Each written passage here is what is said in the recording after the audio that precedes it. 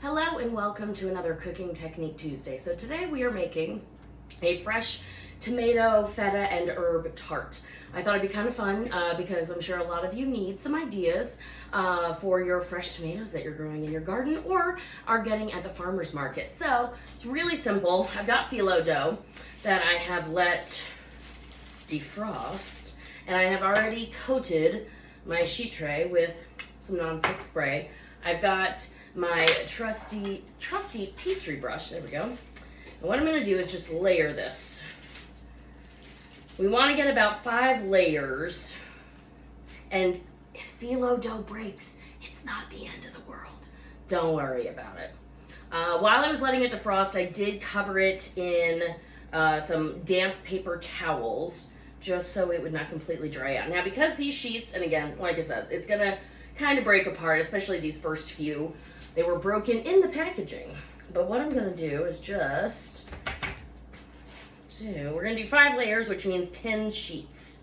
There we go. See, the second one comes out much better. Still gonna use the first one though, because why not? Alrighty, and then with each layer, what I'm going to do is spray. And I'm just going to give it a little brush with my pastry brush so that all of the phyllo dough gets covered. There we go. And another layer. Alrighty, and for this, I'm going to fast forward it.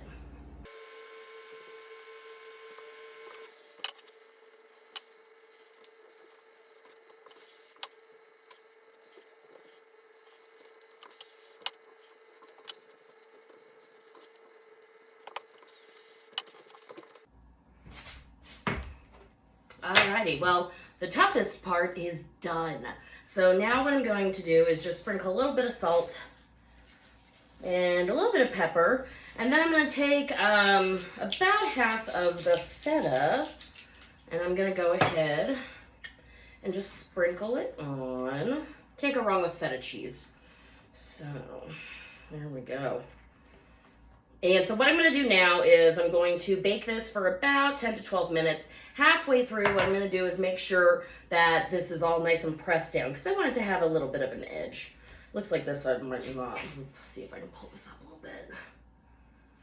There we go. Make it a little bit prettier. Alrighty, so I'm going to go throw this in the oven, and then I'll see you in a few. Alrighty, we are back. It is all baked, and I let it cool, obviously, because I'm touching it with my bare hands. So now what I'm going to do is very carefully use my spatula. I'm going to take this off of, actually, I think there's a little more space for me to get the spatula under here. And then I'm going to very carefully, I lost one. That's okay.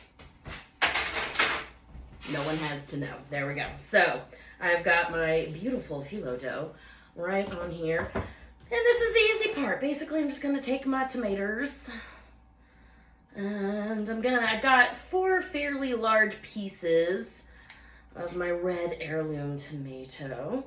I'm gonna put one in each. And don't worry about it being completely exact. Let's see here. I want to make a little bit of a pattern. I also got some green zebra tomatoes.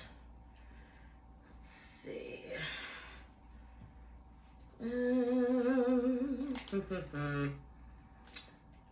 Alrighty, there we go. I'm gonna do that. Okay, so now the cherry tomatoes.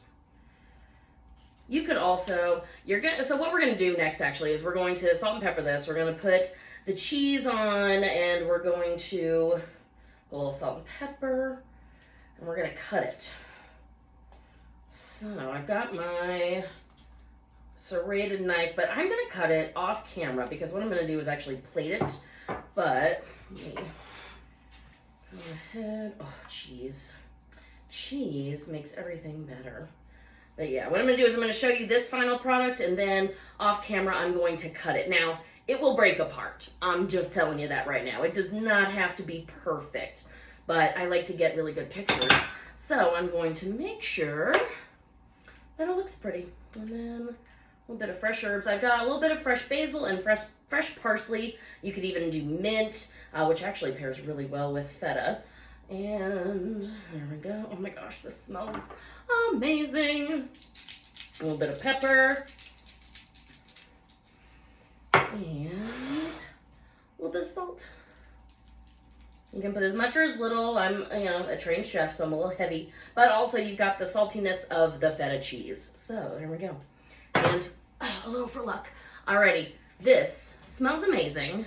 Couldn't be really any easier, to be honest. And like I said, what I'm gonna do next is I'm gonna take my serrated knife, because the sharp edges of serrated knife are better to cut a tomato, but also hopefully it'll cut the phyllo dough a little bit better. But it's crispy, it's crunchy.